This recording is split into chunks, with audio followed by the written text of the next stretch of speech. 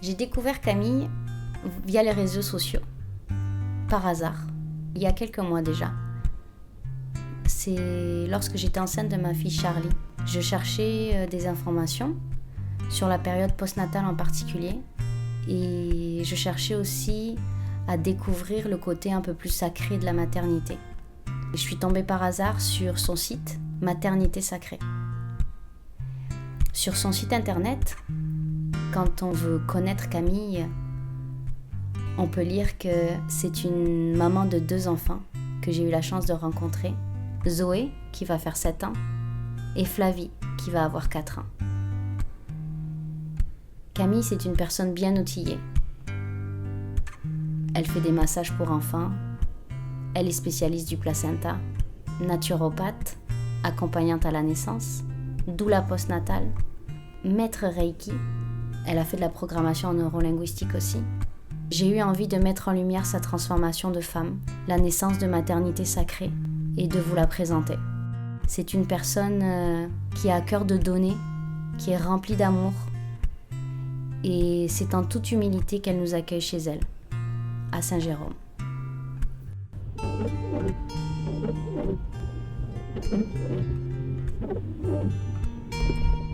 Votre destination se trouve sur la droite.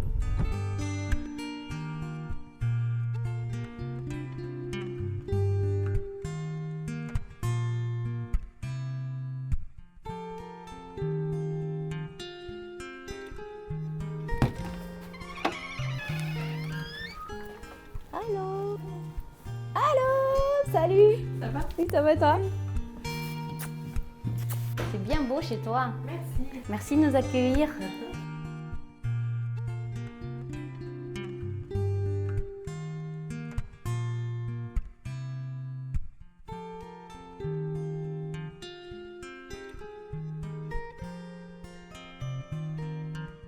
Parfait. Ok, 1, 2, 3. Camille, Oui. de Maternité Sacrée. Allô? Allô, ça va? Ça va toi? Oui. Donc je te disais merci de nous avoir accueillis pour parler et partager ton cheminement. Ça fait plaisir. Ouais. J'ai hâte personnellement d'en savoir plus et de te connaître un peu plus que ce que j'ai pu voir un peu à travers ton site et les réseaux sociaux. Donc si tu peux me partager un peu, parce que ta plus grande, c'est ça que tu me disais, va avoir 7 ans. Ouais. Donc ça quand même, ça remonte ta première grossesse. Ouais. Ouais. Ouais. Et là, tu me le fais voir, Ouais. là, à quel point ça... Ouais, ça va vite.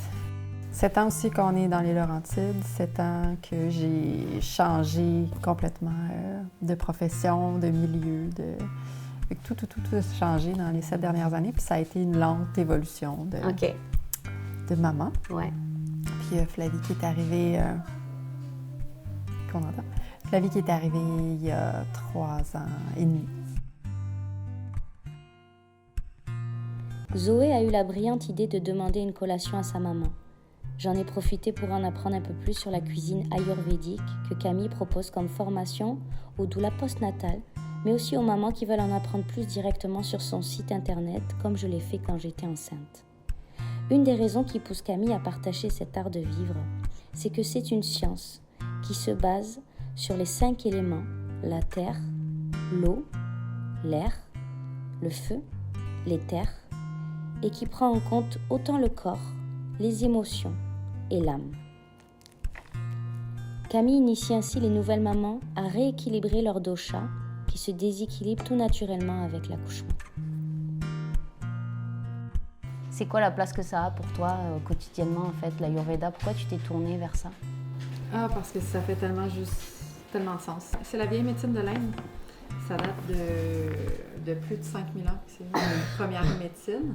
Puis c'est ça fait tellement de sens parce que c'est pas basé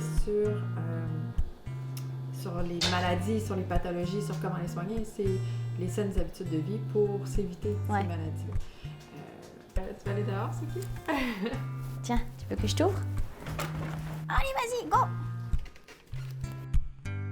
Si on parle de tes grossesses en tant que telles, comment tu as vécu ta première grossesse, ton premier accouchement versus ta deuxième grossesse? Oui, c'est drôle, c'est vraiment particulier. Ma première grossesse, Je sais pas pourquoi, j'ai aucune idée. Il n'y a jamais personne qui m'avait parlé des sages-femmes, mais moi, c'était clair que j'accouchais avec sage-femme, j'accouchais à la maison et j'allaitais. Wow! Puis mon conjoint était comme, ben, je suis pas sûre, tu sais, un accouchement à la maison, c'est pas très sécuritaire. Non, non, non, non. Moi, j'accouche avec sage-femme à la maison et j'allaite. Puis tu sais, je suis la première un peu, ben dans mes amis, j'avais d'autres amis qui ont eu des enfants, mais qui n'avaient pas eu ce passage-là nécessairement. Puis dans ma famille proche, je suis la première à avoir des enfants. Je sais pas, ça me vient d'où tout ça, mais c'était profondément ancré en moi. Ah ouais, wow! Puis finalement, ça a été ça, parce que j'étais tellement convaincue. Puis... Pour ta première grossesse, donc t'as accouché à la maison? Oui, j'ai accouché ici. Wow! Ouais. Ça a super beau. bien été. Ça a été un bel accouchement, un peu long, mais bon, c'est un premier accouchement, donc ça c'est va. Courageux, très courageux. Je le voyais pas comme ça. Moi, je voyais juste pas d'autres possibilités. Oui, exact. Puis, tu sais, ça, je pense que c'est propre à chacune. Puis, il y en a qui vont être plus à l'aise à l'hôpital, puis tant mieux. Mais moi, non, je me voyais pas du tout accoucher à l'hôpital. Puis, l'hôpital est à 5 minutes, 2 minutes d'auto, là, puis on est rendu à l'hôpital. C'est à côté. Oui, ton risque est... Mon risque est pas grand. J'étais vraiment, vraiment pas stressée. Mon chum l'était un peu au début. Il était pas sûr, puis finalement, c'est le plus grand défenseur des accouchements à domicile. Ah ouais, c'est bien.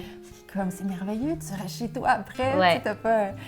Non, lui, il était vraiment enchanté de ça, puis c'est ça, puis là, ça a été un peu le déclic de...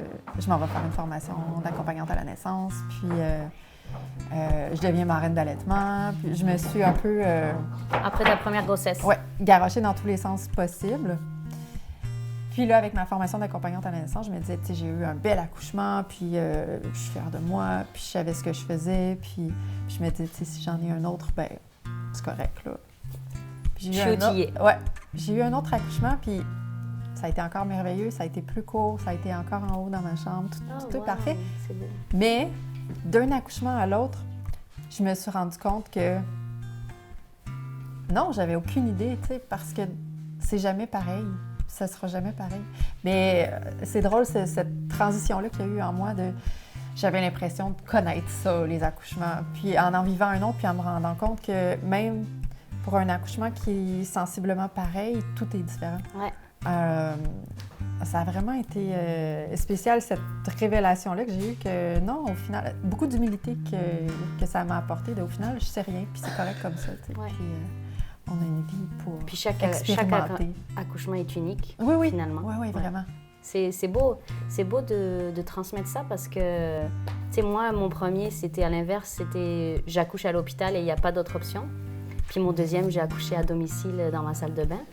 Mais toi, tu as accouché les deux chez toi, au même endroit, puis deux expériences totalement différentes. Oui, c'est ça. Le fait que ce soit deux expériences similaires, mais en même temps tellement différentes, ça m'a amené ça, je trouve, de l'humilité, puis je trouve ça magnifique pour ça.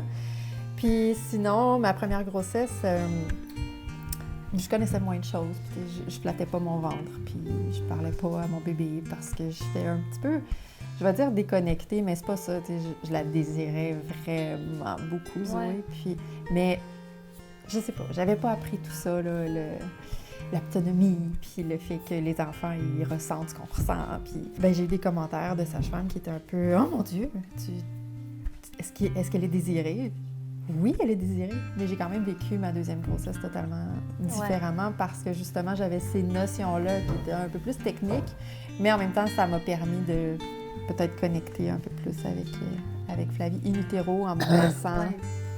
En me flattant, en lui chantant des chansons. Je pense que le fait de devenir maman, ça ouvre notre conscience à quelque chose de plus grand, qui fait qu'à la deuxième grossesse, tu es moins dans la tête, je pense. Je sais pas si t'étais...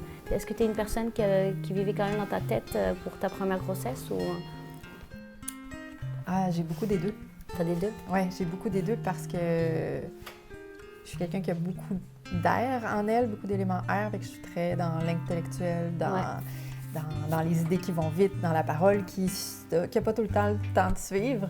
Mais j'ai un autre côté très haut où go with the flow. J'aime ça quand c'est lent, j'aime ça vivre mes émotions, je me donne le droit de les vivre. Fait, pour mes grossesses, pour mes accouchements, ça a été ça. Ça a été... Je suis dans ma tête, mais on me ramène facilement dans l'eau, dans le... Ça va aller. Est-ce que tu as déjà utilisé, toi? Oui, ça arrive. Ça réchauffe les fesses. Wow. Comment tu utilises ça? Comment Ouais. tu as trouvé ça?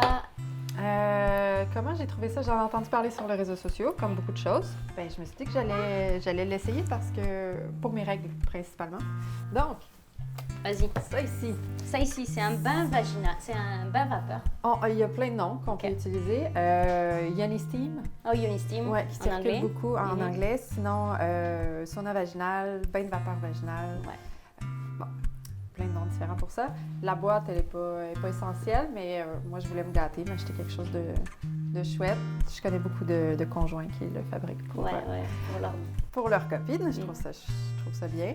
Moi, le mien n'était pas intéressé du tout. Puis le principe, c'est Y a qui d'envoyer là? une vapeur douce sur les organes génitaux Ouais. féminins pour le cycle menstruel, pour la récupération postpartum. C'est surtout pour ça que c'est utilisé partout dans le monde.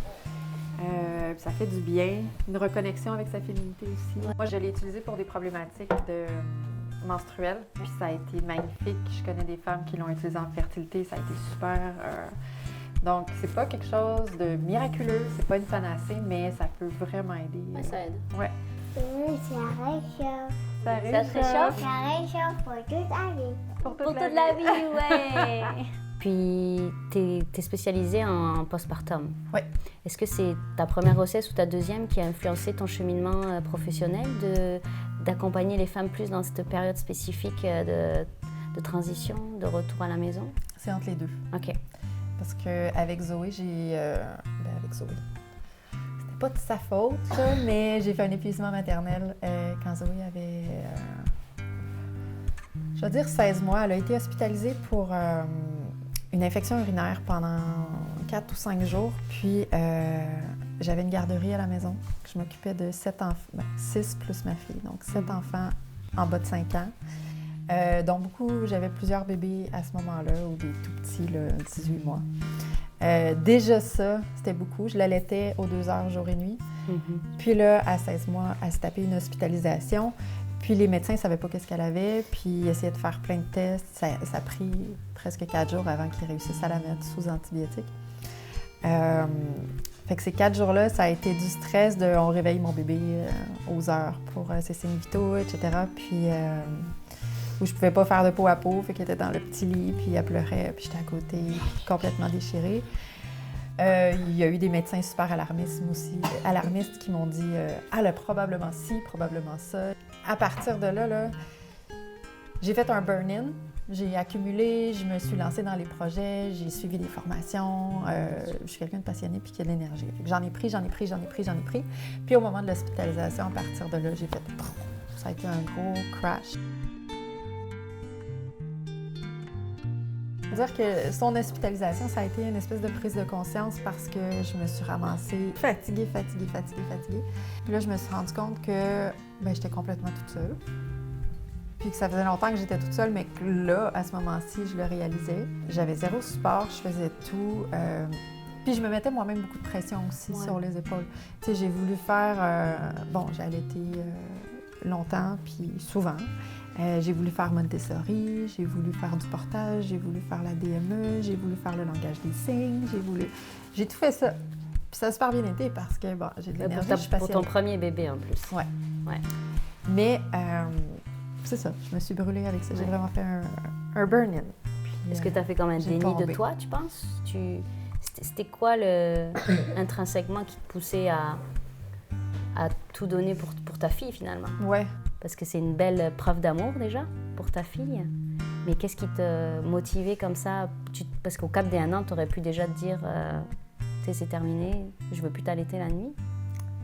Par exemple? Oui, mais en même temps, c'était notre routine, puis c'était un peu la facilité. Ouais. C'est comme ça qu'elle se rendormait, puis...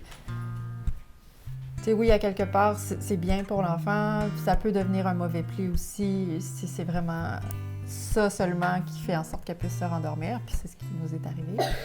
Puis, je sais pas, j'ai juste voulu lui donner le meilleur que je pouvais donner, sans me rendre compte que je m'en allais. Que tu t'oubliais. Ouais. Ouais, parce que des fois, tu sais... Quand t'es dedans, tu le vois pas. Exact. C'est après. Exact. C'est tellement vrai, là, et je pense qu'il y a beaucoup de mamans qui se reconnaissent là-dedans. Voilà. Hein. C'est quand je me suis mis à pleurer tout le temps, puis à être ultra fatiguée d'être fatiguée, puis avoir besoin de sieste, puis pas comprendre ce qui se passait, que j'ai fait « OK, il y a quelque chose qui se passe. OK. Puis j'étais pas malheureuse pour autant. C'était pas une dépression. Ça allait bien. Ma relation avec mon conjoint, ça va bien. La relation avec elle, ça allait bien. Fait que c'était vraiment juste trop plein grande fatigue. Le trop plein avec la fatigue, ouais. Puis c'est ça, toutes les réalisations que ça m'a fait me rendre compte, c'est que j'étais toute seule, que j'avais pas de support, que j'avais pas pris soin de moi post-accouchement, puis que je prenais encore pas soin de moi rendu à 1 an et demi pour elle, 1 an et demi post-accouchement. Puis là, je me suis rendu compte que j'étais pas toute seule à vivre ça, puis qu'il y avait vraiment un gap parce que je connaissais le travail des accompagnantes à la naissance. J'ai fait ma formation un peu en même temps que son hospitalisation dans ce coin-là. Puis oui, tu sais, il y a un beau support qui est offert pendant la grossesse, pendant l'accouchement, mais après ça, c'est comme... C'est une espèce de gros trou noir. Clairement. Puis beaucoup d'isolement, je l'ai vécu beaucoup. Un sentiment d'incompétence.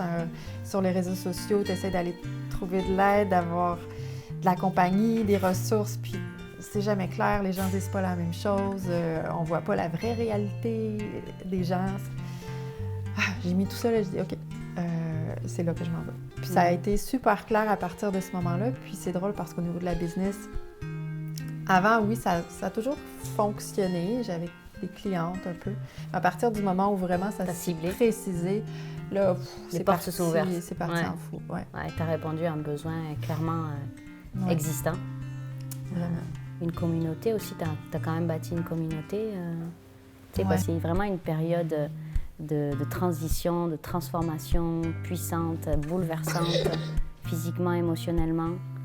Puis ça nous transforme intérieurement. C'est fou, là. Ça ne s'arrête pas au bout d'1 mois là, ou de 2 mois quand tu as repris le travail non plus. Je t'ai demandé de caractériser ta transformation avec 3 mots. Tu as dit défrichage, ancrage et expansion. Ouais. Est-ce que tu veux m'en dire un peu plus sur défrichage?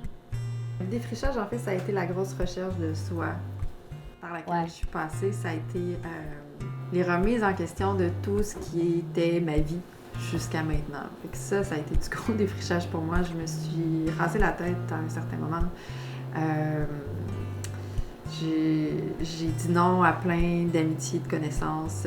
Plusieurs fois, j'ai supprimé mon Facebook pour le réouvrir après, puis aller faire d'autres invitations. C'était juste comme une espèce de... OK, une recherche de soi aussi, là. Oui. C'est ça. Puis ça a été de m'intéresser à plein d'autres sujets aussi qui étaient nouveaux. Puis j'ai essayé la méditation. Je me suis rendu compte que c'était pas pour moi. C'était trop difficile pour ma tête de vata. Un peu plus de yoga assidu. Je me suis rendu compte à ce moment-là, ça m'a pris du temps à quel point j'avais besoin de la nature. Fait que c'est ça, tu sais, ce défrichage-là, c'est vraiment juste une tout retournée, là, ce qui était... Puis ça prend beaucoup d'humilité, là, de remettre en question toutes ces croyances personnelles, tout le temps, quotidiennement, qu'on veut arrêter. Il faut pouvoir les observer avant de les arrêter. Tu sais, il faut s'observer soi-même. Voilà. Ça a été beaucoup ça, ce défrichage, comme je l'appelle. Puis après, ça a été de l'ancrage parce que toute cette étude de qui je suis et ce voyage incroyable m'a amené à juste m'asseoir sur ça puis dire ça va évoluer, là. Je ne m'assois pas sur la personne que je suis, mais ça, c'est qui je suis. Puis ça m'a fait du bien, cet ancrage-là, puis me sentir vraiment connectée à mon essence profonde. Ça, c'est l'ancrage. Puis pour ce qui est de l'expansion, c'est que là, je le vois, les possibilités infinies que tout ça, ça m'amène. Ouais. Puis c'est plus grand que nature. Ouais. C'est intense. C'est vraiment intense. C'est quoi dans ton ventre, là, qui te motive vraiment profondément à cette expansion-là? Moi, c'est transmettre. C'est transmettre. C'est transmettre. Ouais. Ça fait 17 ans que j'enseigne. Ah ouais, c'est ça. Sur différents sujets. Mm-hmm. Puis ça a toujours été ça. Moi, c'est transmettre. En grandissant auprès de tes filles, qu'est-ce qui est né en toi? Comment tu t'es développé intérieurement? Tu sais, au quotidien, comment tu te transformes? Comment elles te poussent à être, je parle de la meilleure version de soi. Mm-hmm. Tu sais, vraiment une personne plus belle intérieurement, plus épanouie, heureuse et en harmonie avec qui tu es, avec ton âme, avec tes choix. Voilà, t'as tout dit. Oui, parce que en 7 ans, je suis passée d'une personne, je vais utiliser des mots un peu durs, là, puis c'est pas ça nécessairement, mais un peu égocentrique, qui, touche-moi s'il te plaît, qui fait ce qui lui plaît, qui se fout un peu des conséquences de blesser les gens, puis en 7 ans, je me suis tellement cherchée et finalement, je me suis tellement positionnée, mais tellement ancrée là, c'est ça ma réalité. Puis, mais pas dans un aspect centré sur moi, mais dans un aspect centré sur la famille et la communauté. Fait que ça s'est élargi, mais tout en étant capable, encore une fois, de poser mes limites, puis de dire non, de rester ancrée. Fait que ça m'a pas tant fait changer, mais vraiment, je me suis adoucie, puis je me suis ouvert beaucoup aux autres. Puis je continue de changer. Maternité sacrée, c'est pour moi, d'abord et avant tout, un espace où je peux être créative, où il n'y a pas de limite possible. C'est un peu ma mission de partager au plus grand nombre. Puis là, je suis capable d'aller chercher vraiment des gens partout loin. dans le monde. Oui, C'est vraiment. ouais. Ouais.